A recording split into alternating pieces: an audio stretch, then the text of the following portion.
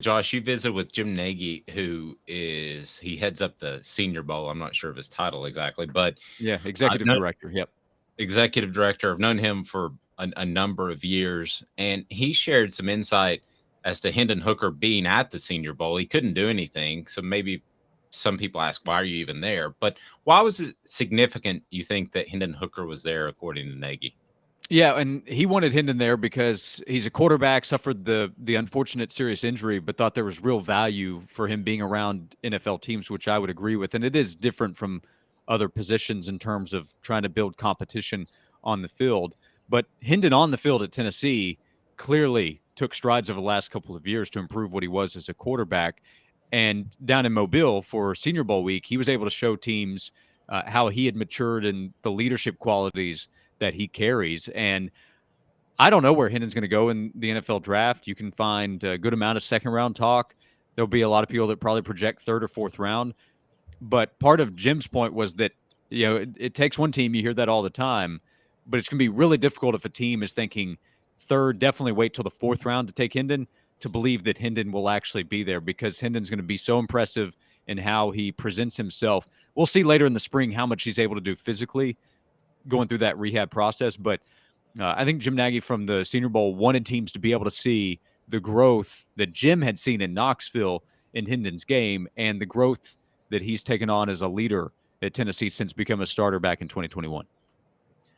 Just for a little fun, sticking with Hendon Hooker, I want to know, because he's not physically performing, but he's winning people over with his intangibles. Is he like the polar opposite of Tyler Bray if we're comparing Tennessee football quarterbacks? Because Tyler Bray won everybody over with his physical abilities, I remember, in 2010 workouts, but nobody respected his intangibles whatsoever. Are they like polar opposites? Tyler's career is one of the most fascinating to me because he left Tennessee with plenty of maturity, question marks. Remember his third season, he played 3 seasons in Knoxville. Remember that Florida game? And he made comments about, I didn't really watch the film, just moving on. It's like, I think you might want to watch some film from that one, Tyler. That was a pretty rough second half. But he went from that to being kind of the system guy that Andy Reid and Matt Nagy wanted to keep around. And Matt Nagy didn't work out as a head coach, but well respected as an offensive coach. He's back in Kansas City working with Reid. And so he went from the Chiefs to the Bears because he was a kind of a camp quarterback or a system guy that they wanted in the room with the other quarterback. So to compare to Hendon, Hendon, he rose to the occasion for Tennessee in big games. Tyler didn't necessarily do that. And off the field, zero questions about Hendon. There were several with Tyler. But, Tyler carved out some kind of football career and I think learned the game. Hendon, I think, is a few steps ahead entering the draft process. Now, he's a lot older, too, in Tyler's defense. Tyler, I don't think he had the right guidance under Derek Dooley as a head coach. I think Hendon was in a better spot as an older player playing for Josh Heupel. I think there's a lot of dudes like that were in that period of goofball coaches that Tennessee had that did not mature throughout their college years. I could go on and name a ton, and some of them had success in the NFL, and I think that's a selling point now, Josh, the culture of Tennessee football. And I hate that term. It's overused. We're going to change culture and all this, but I do think it's visible, it's transparent, that Josh Heupel wants what's best for his players and that there's a positive attitude. I don't know if that's tangible, how you really put a value on that, but I do think it's there as far as from a recruiting standpoint.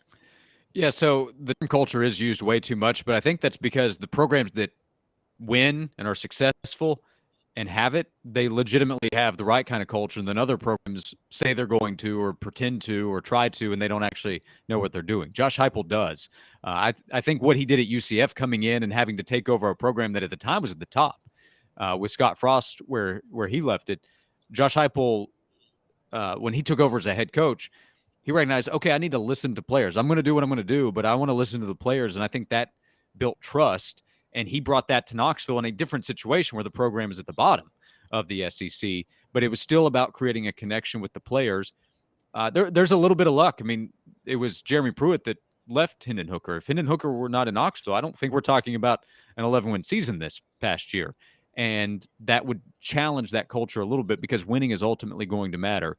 but you put together the right people and have leaders in place. Guys like, think about a year ago, Matthew Butler, who was older and decided to stay for another year. Velus Jones, who was older and decided to stay for another year.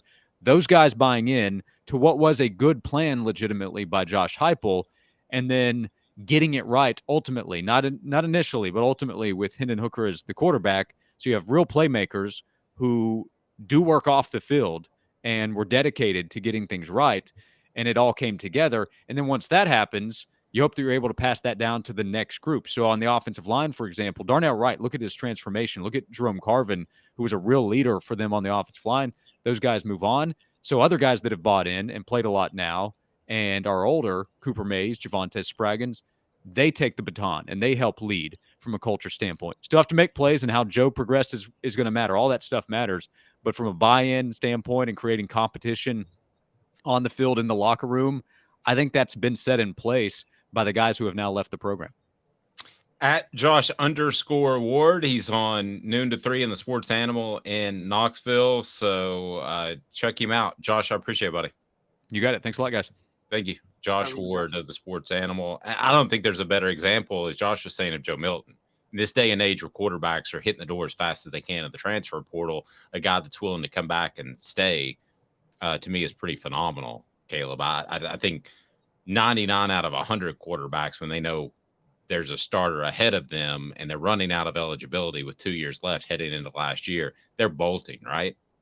Absolutely. I think this is where Tennessee's very unique. They have a combination of good coaching and high character guys. You didn't always have that combination in the past. I know we talked about Tyler Bray being in a bad situation with bad guidance, but I still question his character because Josh Dobbs was also in a bad situation with bad coaching, but he had great character and great intangibles and great leadership. But he was stuck with terrible coaching. And so I think right now you're seeing, Hendon Hooker and Joe Milton are both really, really high character guys, great intangibles, and they have a very good coach who also seems to be of high character. I know Tim Tebow was a high character guy. He didn't have a coach of high character, and he didn't have teammates of high character. No, he had one that murdered people. But yes, other than that, he was a great dude. Portions of the program. Yes. He had another one calling people N-words at Kenny Chesney concerts, and Oh, I forgot about that. Yeah, that is true. Yeah, that's frowned upon.